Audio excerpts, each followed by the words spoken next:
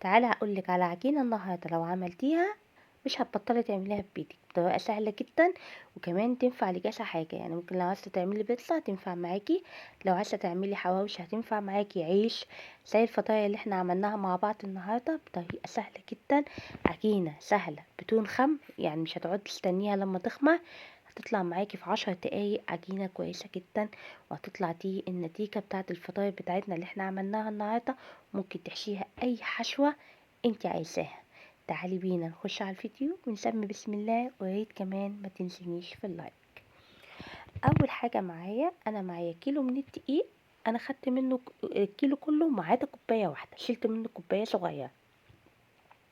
نزلت بكوباية زبادي صغيرة، معلقة من الخميرة او كيس خميرة، وكمان نزلت بمعلقة صغيرة مليانة من البيكنج باودر، نص معلقة من الملح ونص معلقة من السكر، وكمان معلقتين من زيت النباتي.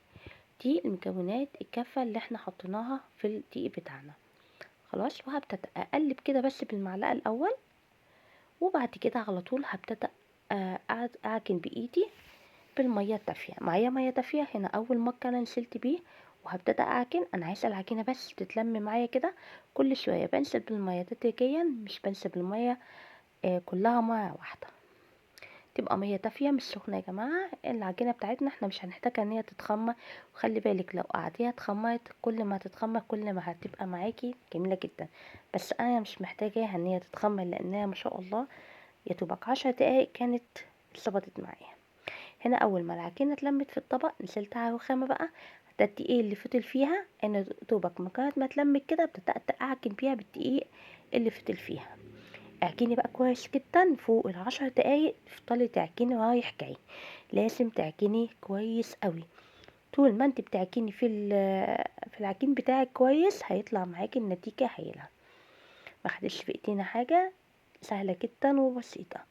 قعدت اعجن كل شوية، افرد من ناحيتين والفها كده وارجع اعجن، وارجع الفها واعجن من الناحية التانية عشان انا عايزاها تتكون معايا كده. بص الرخامة نضيفة، وطبعا هي اتلمت معايا بكل سهولة.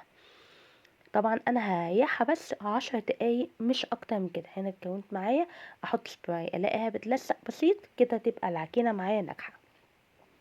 هنا بعد 10 دقايق انا هشيت بقى الرخامه بتاعتي كده عشان رشه دقيق بسيطه جدا من بقيه الكيلو. بصوا ما شاء الله انا سبتها 10 دقايق، بصوا جميله قوي. هنا ابتدأت ان انا افردها كده بكل بساطة، وقطعتها على 2 وابتدأت اقسمها. طبعا انا اللي قسمته ده رجعت قسمته تاني لان انا عملت كمية، عملت فوق ال10 رغيفة، وابتدأت افرد بالشكل ده. طبعا انت الرغيف ده بتاعك، عايزة بقى تعمليه كبير عايزة تعمليه صغير، اعمليه زي ما انا عملته كده متوسط. ابتدأت افرد كده رخامة بالطول وبالعرض، يديني بس شكل دوائرية كده. وهبتدأ بص سمكه مش تخين قوي.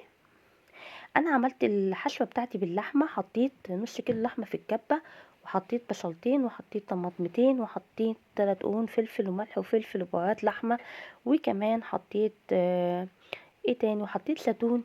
وابتدأت الاول فرمت اللحمه بتاعتي في الكبه، وابتدأت ان انا احط شويه زيتون. ممكن انت تعملي اي حشوه، حطيت طبعا كميه من الحشوه في النص زي ما انتوا شايفين، وابتدأت اقفل كده زي الساندوتش، وابتدأت ابرم العيش بتاعي بالشكل ده. بص برمت وكل خدت الحروف كلها دخلتها على جوه، وبقيت اضغط بايدي. تعالوا نعمل واحد تاني مع بعض. فردت العجين كده بالطول وبالعرض على شكل دايره، تمام. وزي ما قلتلك اعملي الحشوه اللي تعجبك، جبن فراخ زي ما انت عايزه. وابتدأت اخد شويه من الحشوه اللي انا عملتها وفردتها كده، ما كترتش من الحشوه، وتاني زي الساندوتش.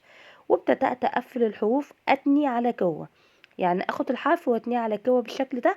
وعشان كمان تتاكدي ان هو متفتحش معاكي بالشوكه وتضغطي عليه ضغطه كده، هتلاقيه شكله كمان بقى حلو جدا. الفرن عندي على 200 مسخناه اول ما بدات افرد في العجين، وحطيته من تحت الصينيه. وابتدات بعد 10 دقايق قلبته على الناحيه التانية لحد ما بقى ده شكله. يعني حطيته من الناحيه الاولانيه وبعد كده قلبته على الناحيه التانية كل 10 دقايق لحد ما اداني اللون ده.